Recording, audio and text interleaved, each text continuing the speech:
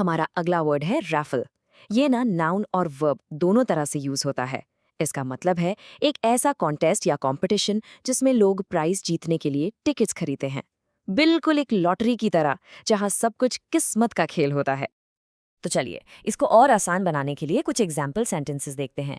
इससे आइडिया बिल्कुल क्लियर हो जाएगा कि इसको यूज कैसे करना है। ओके, सो पहला एग्जाम्पल है the school is holding a raffle to raise money for a new library. मतलब स्कूल को एक नई लाइब्रेरी बनानी है और उसके लिए पैसे चाहिए, तो उन्होंने एक रैफल रखा है। लोग टिकट्स खरीदेंगे और उससे जो भी पैसा कलेक्ट होगा वो सीधा लाइब्रेरी फंड में जाएगा। सिंपल। चलो एक और एग्जाम्पल देखते हैं। I bought 5 tickets for the charity raffle hoping to win the new car. इसका मतलब हुआ कि मैंने 5 टिकट्स खरीदे हैं एक चैरिटी राफल के लिए और उम्मीद कर रहा हूं कि शायद नई कार मेरी हो जाए। यहाँ चैरिटी वर्ड इंपॉर्टेंट है। इसका मतलब है कि इस राफल से जो भी इनकम होगी वो किसी अच्छे काम यानी चैरिटी में जाएगी। अब ये वाला सेंटेंस थोड़ा अलग है, ध्यान से सुनिए। They decided to raffle off the signed football jersey for a good cause. देखा आपने, यहाँ रैफल एक नाउन नहीं, एक वर्ब की तरह यूज हुआ है।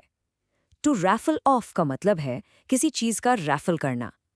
तो इसका मतलब हुआ कि उन्होंने डिसाइड किया कि एक साइन फुटबॉल जर्सी को रैफल में प्राइज रखेंगे और उससे जो पैसा आएगा वो एक अच्छे काम में लगेगा। सेंटेंसेस तो ठीक है, पर रियल लाइफ में ये वर्ड कहाँ सुनने को मिलता है? सोचो, न्यूज में। बिल्कुल। चलिए एक रियल न्यूज हेडलाइन देखते हैं। हेडलाइन है, tech startups holiday raffle offers employees a chance to win an extra week of vacation. इसका मतलब बहुत इंटरेस्टिंग है। एक टेक कंपनी ने अपने एम्प्लॉयज के लिए छुट्टियों में एक रैफल रखा है और प्राइस क्या है? कोई कार या फोन नहीं, बल्कि 1 हफ्ते की एक्स्ट्रा वेकेशन। देखा, रैफल में प्राइस कुछ भी हो सकता है। A great example. ओके, अब वर्ड को और पक्का करने के लिए सबसे बेस्ट तरीका है उसके सिनोनिम्स और एंटोनिम्स को समझना, यानी सिमिलर मीनिंग वाले वर्ड्स और ऑपोजिट मीनिंग वाले वर्ड्स। Let's see. तो रफल के सिनोनिम्स यानी मिलते जुलते वर्ड्स हैं लॉटरी, ड्रॉ और स्वीपस्टिक। इन सबका मतलब लगभग सेम है, जहां जीत आपके लक पर डिपेंड करती है। अब आते हैं एंटोनिम्स यानी ऑपोजिट वर्ड्स पर।